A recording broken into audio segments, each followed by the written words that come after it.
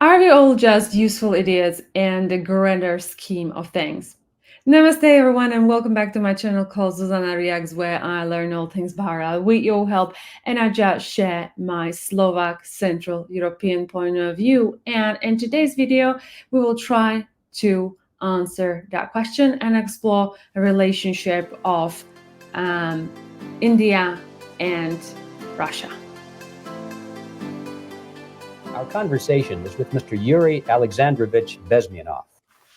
Second, when I started working for the Soviet embassy in India, to my horror, I discovered that we are millions times more oppressive than any colonial or imperialist power in the history of mankind.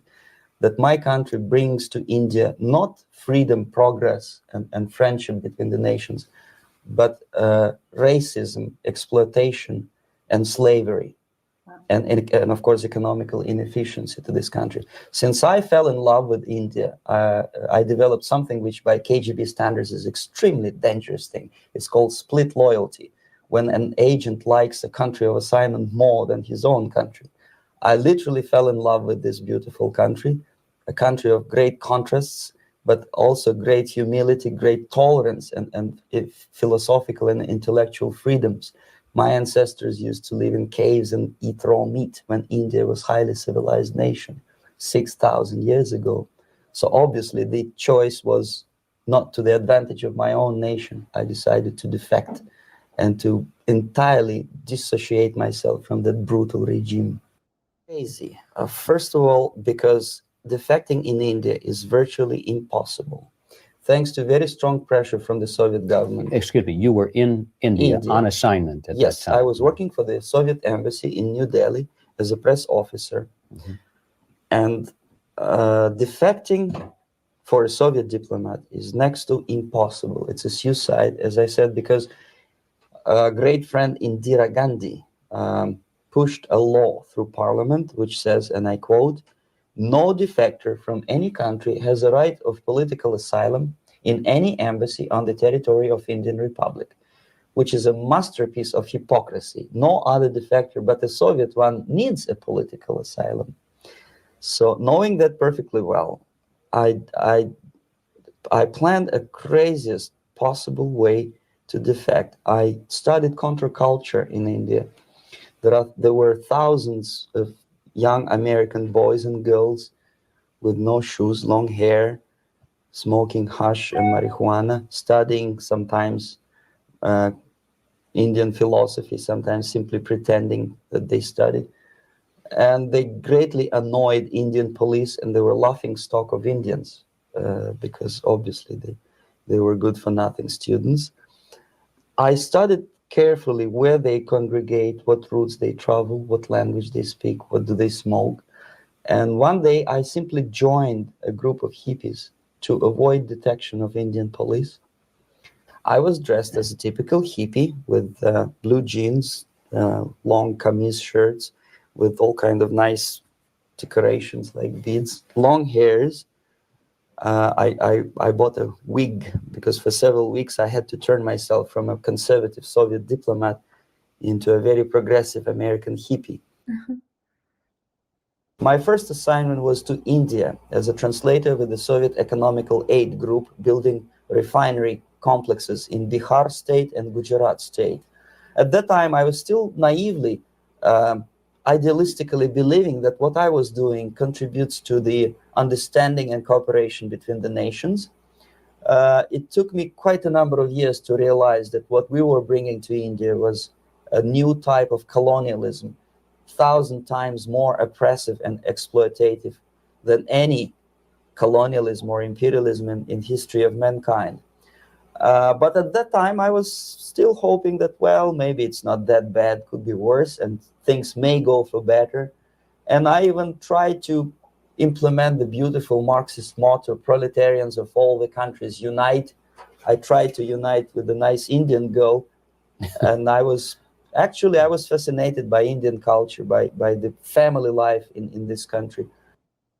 Of my first assignment in India, I was promoted to the position of public relation officer. You can see me here translating a speech by a Soviet boss And you're on the right. I'm on the right here, yes. And the occasion was commissioning of the refinery complex in Bihar, Barauni.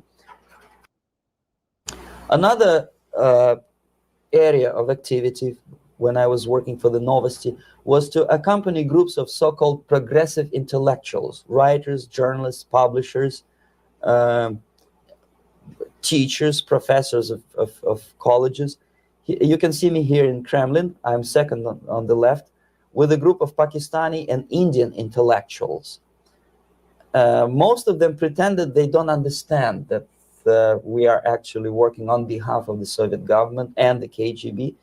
They pretended that they are actually being guests, VIP intellectuals, that they are treated according to their merits and their intellectual abilities. For us, they were just a bunch of political prostitutes to be taken advantage for various propaganda operations.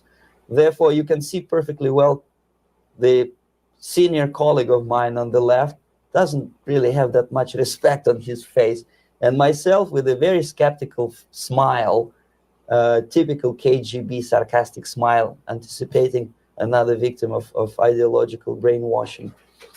This is how a typical conference in Novosti headquarters in Moscow looked like. Sitting in the middle is Boris Burkov, the then director of Novosti press agency, high-ranking party bureaucrat in the Department of Propaganda. I am standing next to a famous Indian poet, Sumitranandan Pant.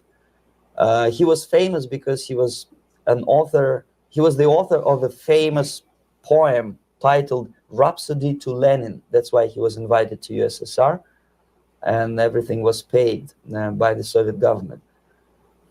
Pay special attention to number of bottles on the table. This is one of the ways to kill the awareness or curiosity of foreign journalists. One of my functions was to keep foreign guests permanently intoxicated the moment they land at Moscow airport. I had to take them to the VIP lounge and toast to friendship and understanding between the nations of the world. Glass of vodka, then a second glass of vodka. And in no time, my guests would be feeling very happy. They would see everything in kind of pink, nice color. And that's the way I had to keep them permanently for the next 15 or 20 days. At a certain point in time, I had to withdraw alcohol from them so that some of them who are the most recruitable would feel a little bit shaky, guilty, trying to remember what they were talking last night. That's the time to approach them with all kind of nonsense, such as joint communique or statement for Soviet propaganda. That's the time they are the most flexible. And of course, what they didn't understand, they didn't realize or pretended not to realize, that myself, who was drinking together with them, was not drinking at all. I had ways to get rid of alcohol through various techniques, including special pills, which were given to me by my colleagues. But they were taking it seriously. In other words, they would consume quite a large volumes of alcohol and feel quite uneasy next morning. This is the first stage of befriending a professor. You can see myself on the left with the same James Bond smile. On the right is my KGB supervisor, Comrade Leonid Mitrokhin, and in the middle, a professor of political science in Delhi University. The next stage would be to invite him to a gathering of Indo-Soviet Friendship Society. There he is sitting next to his wife before he is being sent to USSR for free trip. Everything is paid by the Soviet government. He was made to believe that he is invited to USSR because he is a talented, sober-thinking intellectual. Absolutely false. He is invited because he is a useful idiot, because he would agree and subscribe to most of the Soviet propaganda cliché. And when he is coming back to his own country, he is going for years and years to teach the beauties of Soviet socialism to newer and newer generations of his students, thus promoting the Soviet propaganda line. Part of the building of USSR embassy, and my supervisors on the left is Comrade Mehdi, an Indian communist, and on the right, Comrade Mitrokhin, my supervisors in the secret department of research and counter-propaganda. It has nothing to do with either research or counter-propaganda. Most of the activity of that department was to compile huge volume of information on individuals who were instrumental in creating public opinion. Publishers, editors, journalists, actors, educationalists, professors of political science, members of parliament, representatives of business circles. Most of these people were divided roughly in two groups.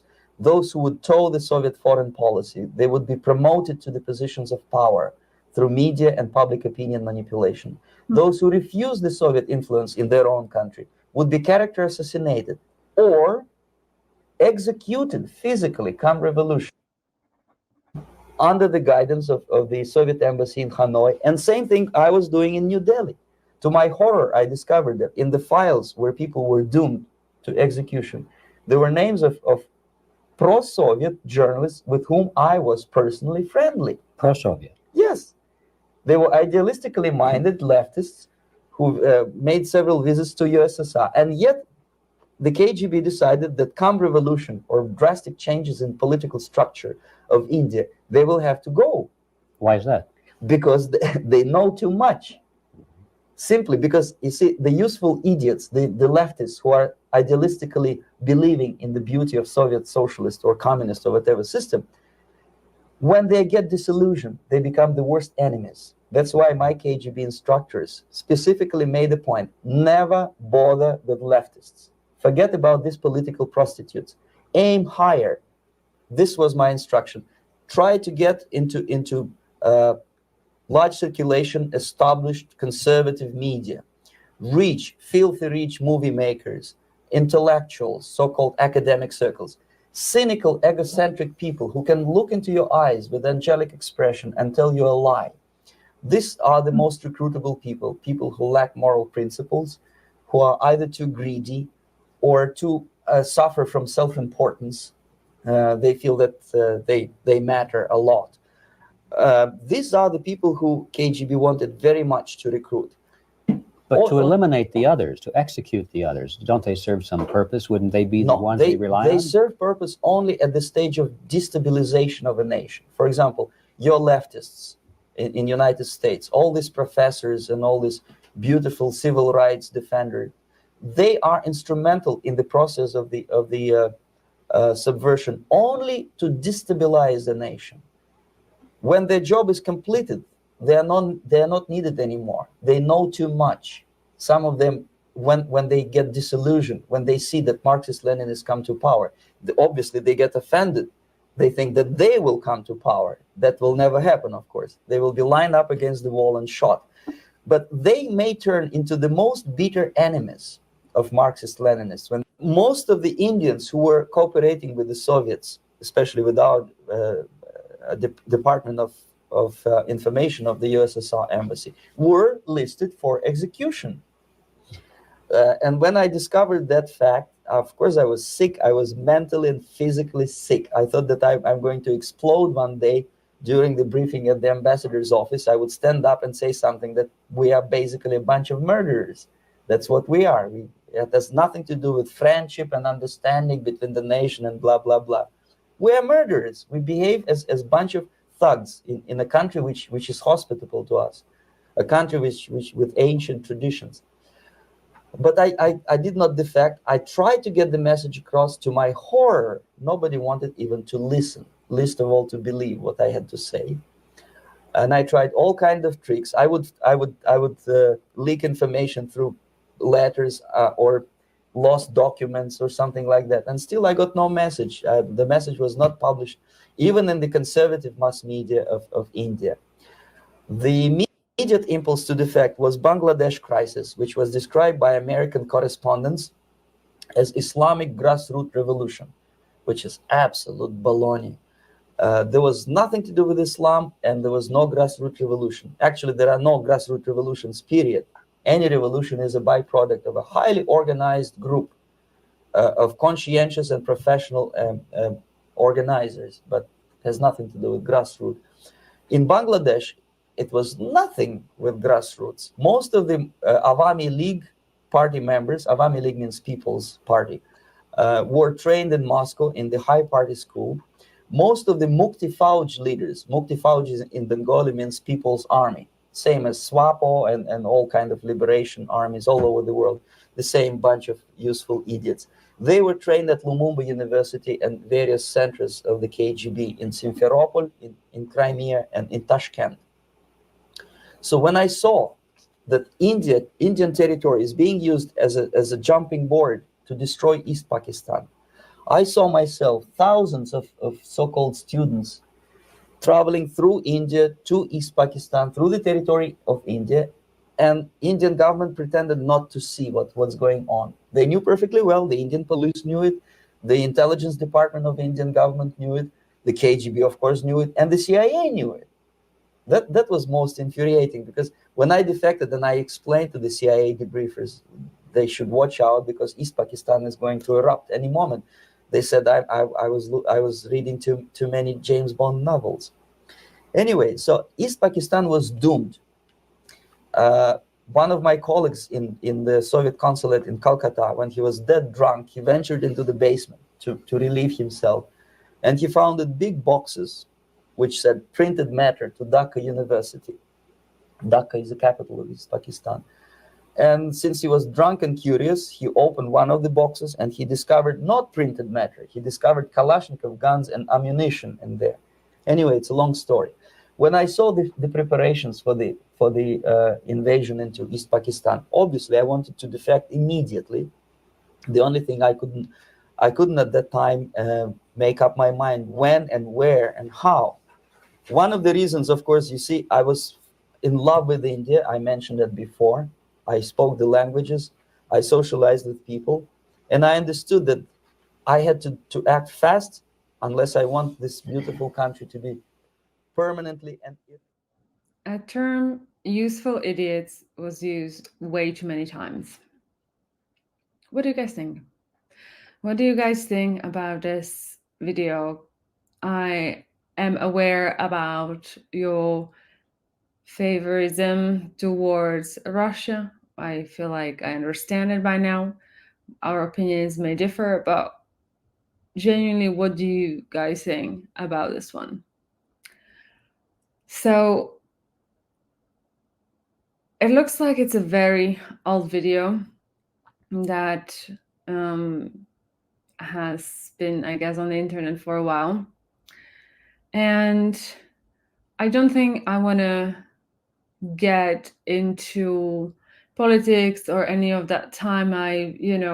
For what it's worth, I understand bits of your relationships with Russia, but I think this is exactly why I don't like politics. This is a prime example.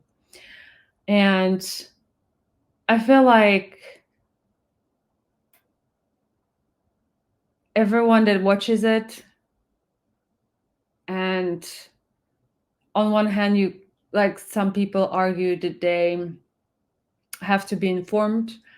And I feel like in Indian society, correct me if I'm wrong, because it's been rebuilding itself and still relatively young from the independence, people are watching it quite closely. But the question is, are we all useful idiots? Are we all feeding into narratives all the time? And here, just forget even Russia and India relations. I think this is a perfect example of what is actually going on everywhere. And then you come to internet and then you argue your perspective versus someone else's perspective, which can be just very, very false. When I studied history and we had a period of time, there were a few things that happened where Slovakia was to be secretly divided between Poland and Hungary, and it was Czech, Hungary, and Poland having that, and then imagine these things are happening.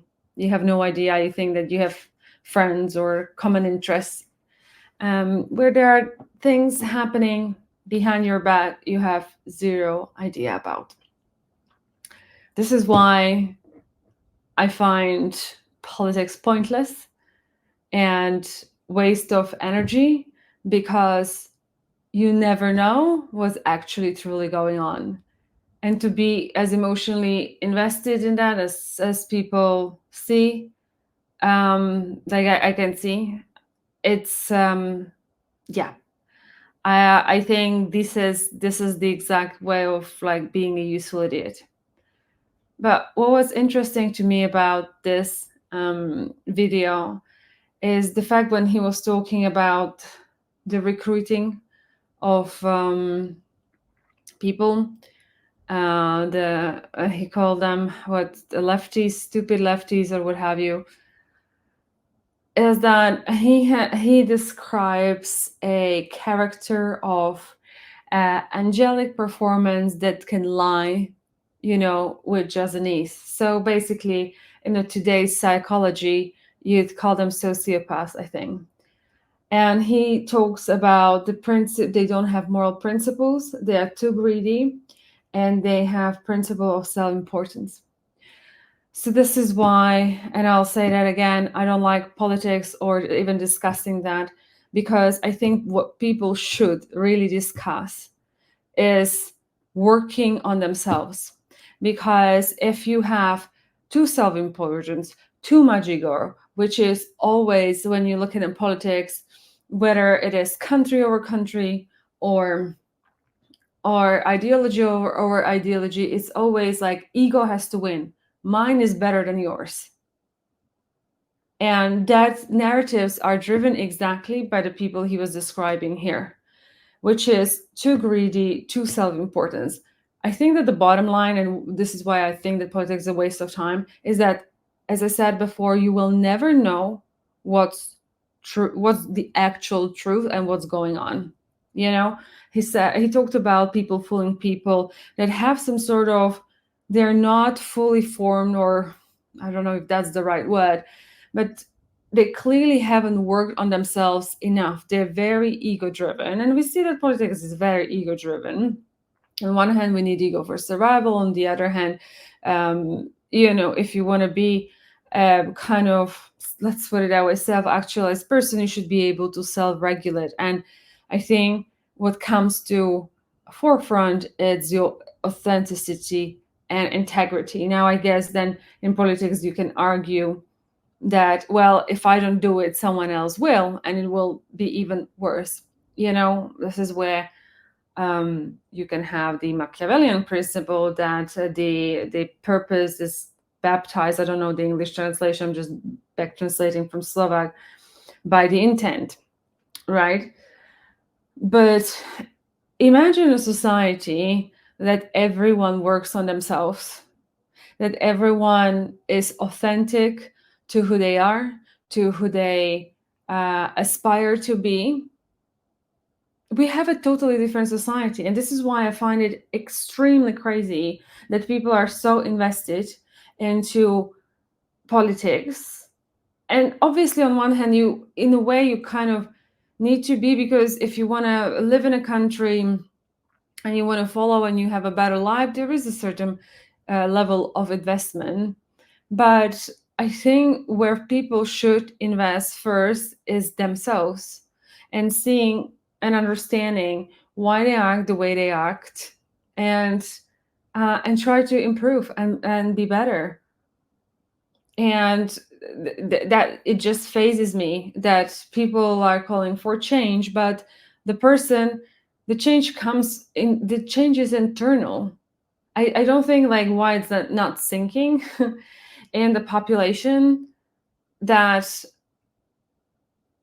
where it all starts. If it all starts with every single person, and which is a lot of things have been happening in the West, where we discuss a lot of spirituality and people rising and people are trying to be more authentic and trying to seek for deeper truth. This is why I feel like a spirituality is the way, rather than investing in something that's, I'll just call it fucking bullshit. Sorry for my language. But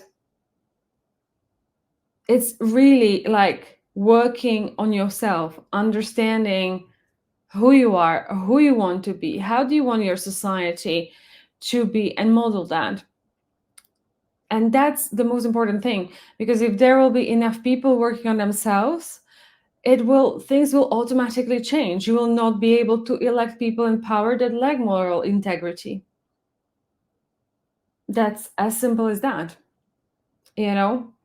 So to me, this is not even a conversation about, as I mentioned at the start, Russia or India. You make out of it whatever you want, whatever you want. You can go and you can believe it. You can go, you don't have to believe it. You can all like call it propaganda, whatever you want. But that's not important. What's important is what he had talked about, how these ideologies, and I don't think communism is just one. Obviously, we have other big countries have their own ideologies, and people fall prey to it. And the reason why people fall prey to it, that they are not really educating themselves or trying to even understand themselves. And the worst change that you can ever do is to work on yourself, because it's effing hard. It really is hard, and it does take a long time. So this is why it's easy to blame things on others and, yeah, have a victim mentality. But at the end of the day, if you don't change on a personal level, pretty much nothing changes. Nothing changes. And you'll resonate, I guess, with people that are on your vibrational frequency. And that's it. And you will just recreate the same exact thing without even consciously knowing. So for me, I feel like this is what I want to say, is that I believe people should first and foremost look for the ways to invest in themselves, not look up to politics, not look up to false narratives, but really try to understand how the human mind works, how the belief system works, how your values work, how you operate as a society.